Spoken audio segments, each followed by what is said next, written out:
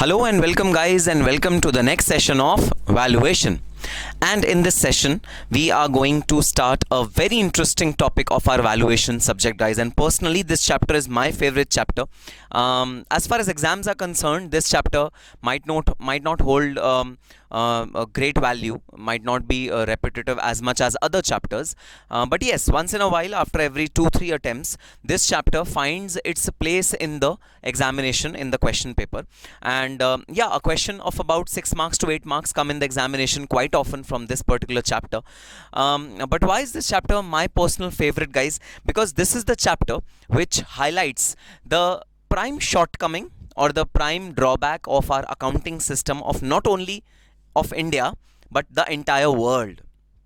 So there's a big lacuna in the accounting system, in the accounting policies, and in the accounting methodologies which are being followed by Indian and other international authorities of accounting. And that lacuna, that problem is definitely faced hands-on by the valuers. We are the valuers, guys, and we are not bound by accounting standards. We are not going to study accounting standards. That is what I told you since the beginning of this particular subject. And we are not bound by any regulations. We are not bound by any accounting methodologies, accounting frameworks. We are not bound by any of those, and we are absolutely free to venture into wherever, whichever field or whichever arena that we want to. And whatever is logical to my mind, whatever is rational to my mind, I am bound to do that, and I am not bound to really do what accounting principles force me to do. So there are a lot of differences between accountants and valuers, and the way accountants approach a particular concept and the way valuers approach a particular concept. There's a lot of difference which is seen in these two approaches, and one of the major approaches from these two angles is of valuation of human resources. So guys, yes, if I talk about assets of a particular company, the accounting standards would lay down the assets like in two categories: tangible assets and intangible assets. Then they would go on to say that asset is a thing that will reap benefit for the organization for a longer period of time than 1 year, and it will reap benefit, it will earn cash flows in future, it will be long term beneficial for the company.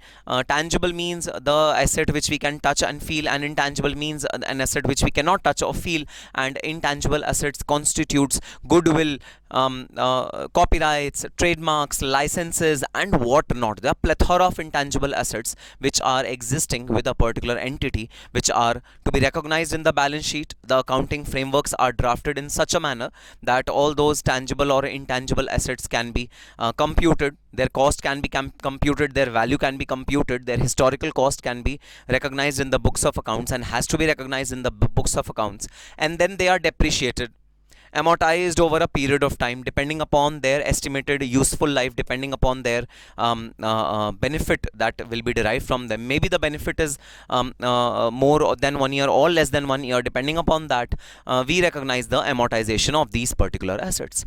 So yes, this is the long and short of assets which are there in our accounting standards and accounting world, and so be it. But in this entire concept, the accounting world is missing on one highly important aspect, and that aspect is human resources. Guys, I'll give you certain examples. Okay, so if I talk about IT companies, information technology companies, if I talk about consulting companies, consultancy companies, or they are also known as advisory companies.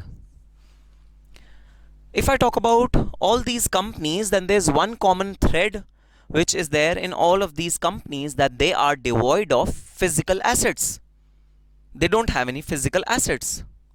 Oh, sir, are you trying to say that IT company like HP, like Infosys, like any other technological company like Wipro, they don't have assets? This is a fact, guys. They don't have assets. Their buildings are leased. The premises which they are in is a leased premises, so they don't have ownership of that particular premises. The laptops which they use are leased from big laptop companies like Dell, like Lenovo, etc., etc., like any other company. HP is also one of them, which provides them the laptops. And over here, I'm talking about the software wing of HP, not the hardware wing of HP. This is the software wing which deals in softwares. So Infosys also deals in softwares, soft infrastructure. Technological companies like Wipro, they deal in technology. They provide technological solutions to their clients. Talking about advisory or consulting companies like KPMG, Deloitte, PwC, Boston Consulting Group, etc., etc., etc. All these companies provide advisory or consulting services to their clients. Again, same feature. They do not have any assets of their own. They do not have premises by their own name. They don't own any premises in India. They work on leased premises which are leased to them.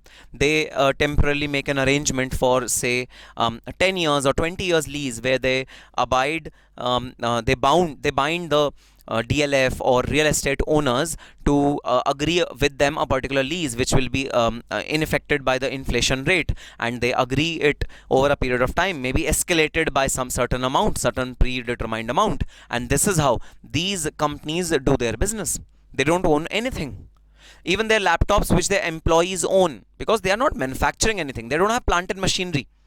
They don't have any sophisticated equipments or many jazzy plant or some very technically engineered machinery. They don't have any such things. They are absolutely devoid of any such things. They are absolutely devoid of plant and machinery. They don't have any. At the end of the day, maximum to maximum, what do they have? They have laptops of their employees. Their employees are working on their laptops. That's it. They have tabs. They have mobile phones. They have internet connection, high-speed internet connection. They have mobile phone, tabs, iPads, laptops, highly technical laptops. Yes, their laptops are their basically the only asset. There's no other asset. Laptop.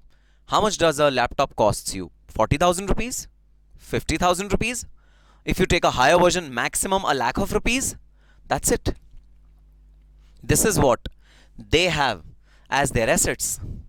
And this is what they have as their assets. So now the moot point is, if I'm valuing these particular companies and if I look at their asset base, would I conclude that these companies hold no value as compared to the companies who have big setups, big infrastructure, big plant and machinery? They hold no value in market in place of in front of those companies which are manufacturing companies, which are providing certain high-end services like telecom industry or something like that. They don't stand anywhere in front of those companies. Do I conclude like that? Logically, answer is a big no. Of course not, sir. Sir, what is the starking difference between the way these companies earn their money, both these segments, and versus those companies who earn their money using plant and machinery? So now I am comparing these two set of companies with production companies or a highly sophisticated manufacturing industry like, say, Reliance. What is the difference? Tata's. What is the difference? Difference is Reliance owns several crores of land, plants, technical, highly sophisticated machinery which they've imported from around the world to manufacture yarn, cloth, anything, fiber. However, they don't have any such highly technological, highly sophisticated plant and machinery, highly equipped tools. They don't have anything of this sort. Then, sir, how do they survive? What is their USP? How do they value add to the customer's business? What is the service or what is the product which they are offering to the customers? What is it? Guys, the product which these companies are offering to the customers is intellectual property. Yes. And where is this intellectual property located? Inside minds of their human capital, inside minds of their people. Yes, there is located, there is, that is the biggest asset which these companies own. Guys, these companies, all the consulting and advisory companies, have got the sharpest minds in India. The pure technical and highly sophisticated minds. Yes, they don't have sophisticated machinery, but they have sophisticated minds. They don't have highly technical machineries, but they have highly technical people. If you ask these people to revamp your business, to restructure them in a way that you yield more profit, to control cost, to control taxation, to do audit in an efficient manner so that audit can reap maximum benefit to the client, to restructure their company's processes in a way that processes most efficiently done, or most efficiently run, then you approach these companies. And that is the way they value add to your business. They add value to your business. Yes, they don't have any product, but their advice, their consultancy, their opinion to you is their product to you. That is how they produce, and that is how they make value. So if that is the situation, then what do you think is their biggest assets? Guys, their biggest assets is the brains of the human capital, the brains of the people who are employed by these companies. And those people are employed on salaries of several lakhs and even crore of rupees. They are highly paid people who are technically so sound, who are technically so perfect, who are technically so robust in their thinking that they add value to the client's business.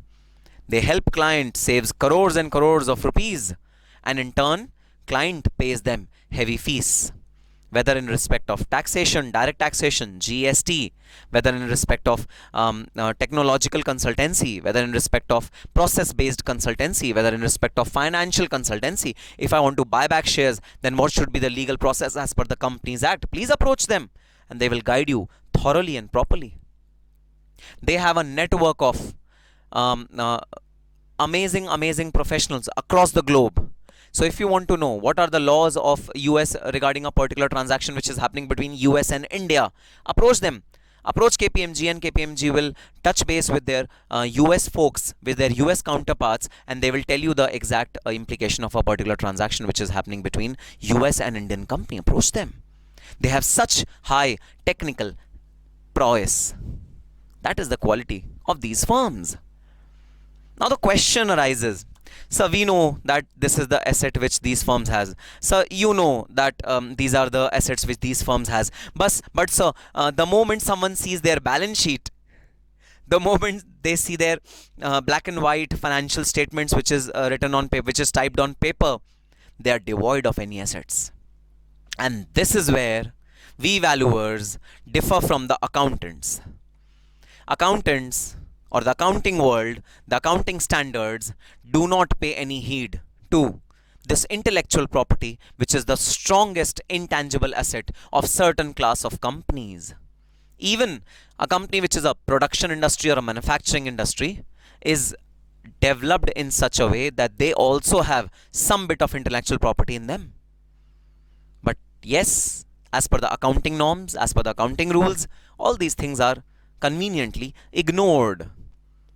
This is how our accounting differs from valuation. We valuers look value in this particular area. We find value in this particular area. We find value in our human resources. I'm not saying that they don't find value in their human resources, but their accountants don't find value in their human resources. Their accountants force them to prepare a balance sheet which is devoid of any asset known as human resource asset. They are devoid of any such asset. Their accountants don't permit. And this is not the story of only Indian subcontinent or Asian subcontinent. Guys, this story is existing in the entire world. Human resources are seldom recognized as an assets in balance sheet. They do not. They don't have policies to value and to consider human resources as their assets. They do not have any policy. So what can we do? Nothing can be done. Unfortunately, this lacuna or this loophole in accountancy is definitely not stopping us, the accountants, the valuers, to value human resource. So in this chapter, our entire focus will be to value human resources, to see what is the potential in our human resources, to see how will our human resources progress in future, to see what is the capability of our human resources to earn revenue for us, to see what value would our human resources bring to us. Based on that, we will value human resources. So, but the question is, what will you do with such value when the value would not find a place in balance sheet, the value would not find a place in financial statements? What will you do of such value? Guys, we can at least bare minimum. Yes, I agree. We would not find place in balance sheet. We would not find place in notes to accounts. We would not find any place in any footnote of our financial statements or annual report. But at least bare minimum, what we can do is we can value our human resources and put a small note in the notes to accounts. Notes to accounts is an open document where double accounting system is not required to be made. Notes to accounts can be a simple one-liner comment. We can by that comment recognize or disclose that our human resource value is so and so, we have valued it. So what is the use of that also? Who is looking for it? Guys, PE investors are looking for it. Anyone who's going to infuse their money in your business, any investor who's going to buy your shares will definitely find value in it. He will be amazed to see this fact that company devoid of any assets has several thousand crores of human resource assets. They will be amazed and they will be interested in investing in your business. So from purely a transaction point of view, from image point of view, from corporate transactions, from PE, private equity investing point of view, I guess this disclosure holds merit. So what if accounting doesn't allow us to do anything? It's okay. We are not, as a valuation expert, we are not bound by accounting, but we can anytime disclose this particular value in our notes to accounts. Plus, the day we will sell our company to a potential buyer, there we have to value our human resources because we have nothing else.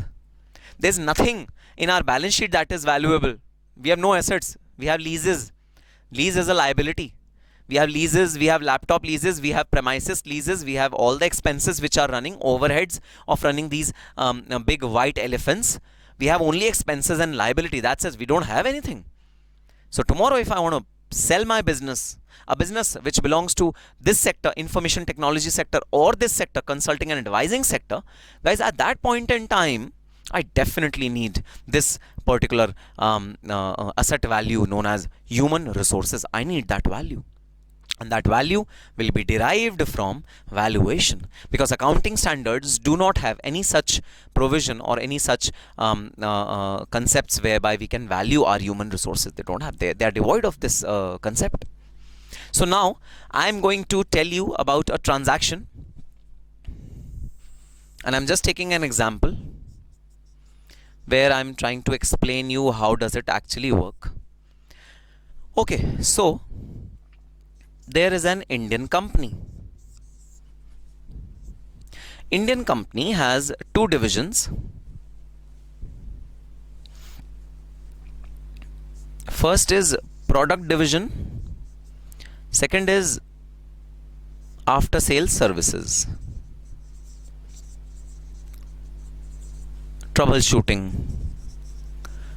So the product division is engaged with making or manufacturing the product, and the troubleshooting division has got highly technically sound engineers who are there to provide services to the people who are buying this product. So I have a company, Indian company, which has two divisions: product manufacturing division and after sales services division, or the troubleshooting division. Now these two divisions operate independently to each other. So there I have a very big manufacturing setup whereby I am having plant and machinery to manufacture the product, quality control, logistics, everything is arranged in this particular segment, which is the product segment, and this segment belongs to after sales services segment, which is there only we don't have any premises, we don't have any infrastructure for this particular segment. Only a small office is taken, and over there calling people are taken, and with calling people, there are engineers, there are experts who solves problem of the product purchasers or the clients. They are just technical people. That's it. We have two divisions. Indian company. Now, Indian company is also having a subsidiary company. However, subsidiary company doesn't have any function as of now. They don't have any running functions. ICO has just created a subsidiary so that if tomorrow we need something, we can use the subsidiary for. So till now, this subsidiary was not in use. So now what ICO thought was that why shouldn't I transfer this division to my subsidiary company? I should transfer this division to my subsidiary company. What will be the benefit which will be derived by ICO? ICO can focus on manufacturing of the product, and subsidiary can focus on the after sales services. That is the benefit which will be derived by ICO by incorporating the ESCO. This is how our operations would be restructured. Subsidiary company was like, okay, fine, that's perfectly fine. Anyways, I don't have any major portfolio. But now the question was that all the assets would be transferred from the ICO to the ESCO. But what will ESCO pay to ICO? Obviously, the purchase consideration, maybe in cash or in bank. Now the question was, what are the assets of this after sales services or troubleshooting department? Guys, the only assets which they owned was laptops. That's it. They didn't have anything else. Obviously, this department was located in rented premises, not even owned premises, rented premises. Their furniture was also rented. Their everything else, every service was rented. So there was nothing of their own. They only had one thing in their hands, which were laptops. And guys, the accumulated value of the laptops was say 10 lakh rupees. Accumulated value of the laptops is 10 lakh rupees. Now, the purchase consideration which was determined for making this transfer was 50 lakh rupees. Oh, sir, for things worth 10 lakh, why would someone pay 50 lakhs? Why would someone pay a premium of 40 lakh rupees to buy something as minuscule as laptops of a particular company? Why would this happen? Why would they pay 40 lakhs of premium for purchasing just laptops, and that to old laptops of a particular company? Because guys, the laptops were not the only assets which are being transferred. One more asset, and very, very critical asset which was being transferred, were the human resources. Unfortunately, in the balance sheet, there was no value for these human resources. For laptops, there was value, 10 lakh rupees, but for human resources, there was no value. What should be done under such scenario? Guys, HR, human resources, the engagement letters or the appointment letters of human resources of ICO were terminated and they were assigned to ESCO. This is the transaction which happened.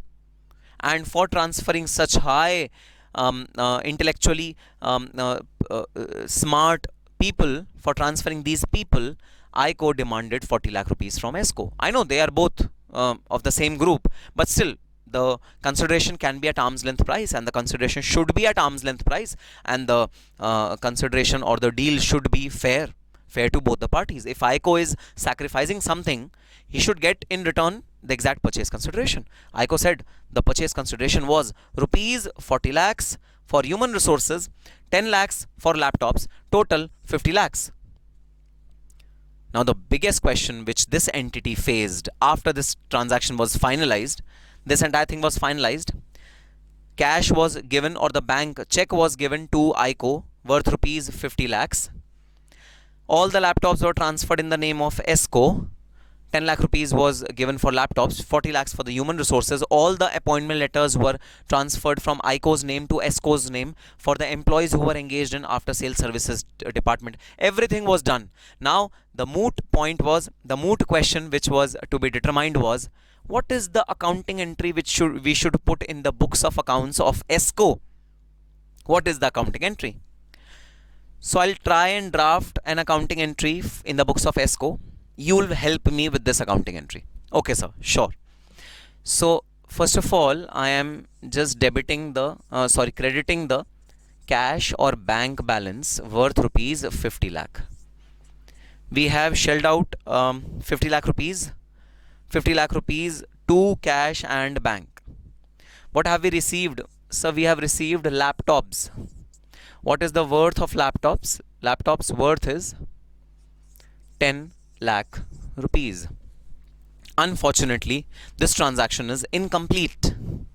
Since this transaction is incomplete, we need to complete the transaction. We need to have one more debit figure which should be worth 40 lakhs to complete this accounting entry. Now the question is, what should be that missing figure? What should be that missing account head? You are thinking absolutely right. The missing account head should be human resource assets. Guys, but unfortunately, there is nothing called human resource assets in our accounting standards. Hence, the only option left was to recognize this part as goodwill. Because accounting standards don't have human resource asset. All they have as the residuary figure, which is again wrong. You cannot have a residuary figure which is value of something, which is wrong. And we'll take up this point in detail in our goodwill chapter. When we'll start goodwill, we'll take this particular point in great detail. We'll talk about it.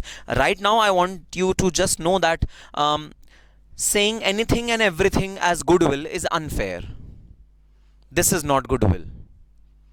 This is pure human resource asset, which is to be recognized in the books of accounts. Unfortunately, we do not have any such concept called human resource asset in our books of accounts. That's why we are forced to debit an account called goodwill, which is an arbitrary act. But guys, in such a situation, whatever be the accounting entry, at least me and you who are valuers, who will be the valuation experts, who will be not bound by any accounting standard or any law of land, we know that this asset is not goodwill. This asset is human resource asset and it should be valued properly. So to value this asset in any transaction, we have human resource accounting or valuation of human resources.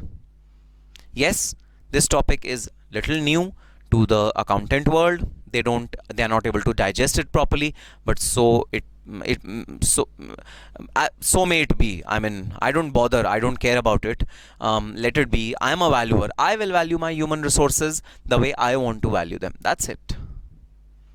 Yes, so this is the genesis of the chapter which we are going to start today, and that is why I was telling you in the beginning of the chapter that this is something which is really different from what you've been studying in your accounts, what you've been studying in your normal course, normal routine, and this is how valuation becomes a little different from this particular world, which is the accounting world.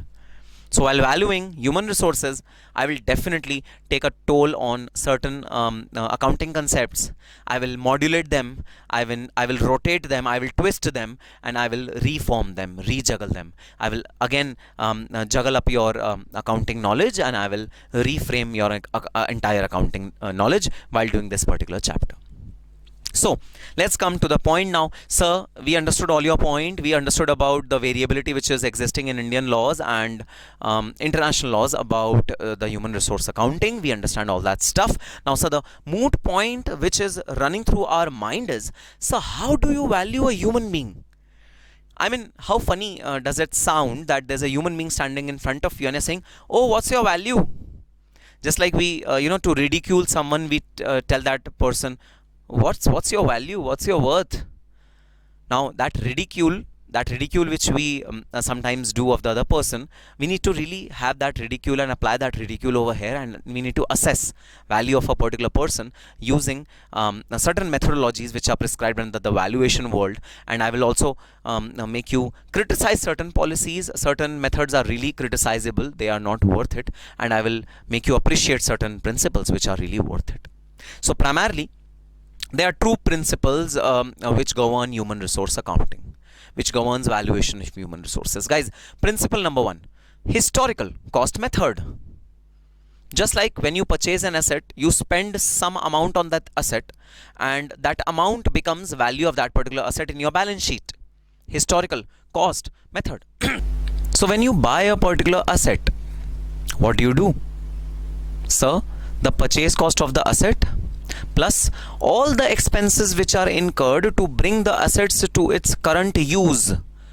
The moment of capitalization, the amount of capitalization will be equal to the purchase cost of the asset plus all the subsidiary expenditures which have been incurred for bringing that asset to the current use. So for example, if I bought an AC, then the installation cost of the AC, the carriage inward of the AC, everything will be added to the cost of AC, and it will be capitalized in my books of accounts. And then I will depreciate or amortize that particular AC in number of years in which I'm expecting its use, estimated useful life. I will divide it amongst the number of years. Yes, this is the way we value or we recognize our assets in our books of accounts as per the accounting standards. Similar is the way of recognizing human resource accounting or value human resources in valuation. The method number one is historical cost concept. So the method is really simple, guys. Whatever expenditure you incur for bringing the human resource to their present use. Sir, what is the expenditure which we are incurring for bringing the human resource to their present use? Sir, they come on their own. They pay the fare of cab or taxi for coming to office when they are interviewed. So they are interviewed, they are selected, they are given the offer letter. Then they come to the organization and they pay their cab, factory, taxi fare, auto fare themselves. We don't pay anything. No. Soon as they are inside your factory, you incur a significant expenditure on them before you send them to the floor. Please think, what is that expenditure? Yes, that expenditure is recruitment expenses. So whatever expenses you have incurred for recruiting a particular human resource, you should not put them in P&L account. Oh, so but those recruitment expenses are in the nature of revenue expenditure. Absolutely. From an accounting standpoint, now I'm asking you to tell me what is the valuation standpoint. From an accounting standpoint, you are absolutely right that they should be charged off in P&L account as revenue expenditure. But from standpoint of human resource valuation, is that expenditure revenue or capital? So we don't know what you are saying. I am saying exactly the opposite concepts of what you've been taught in accounts.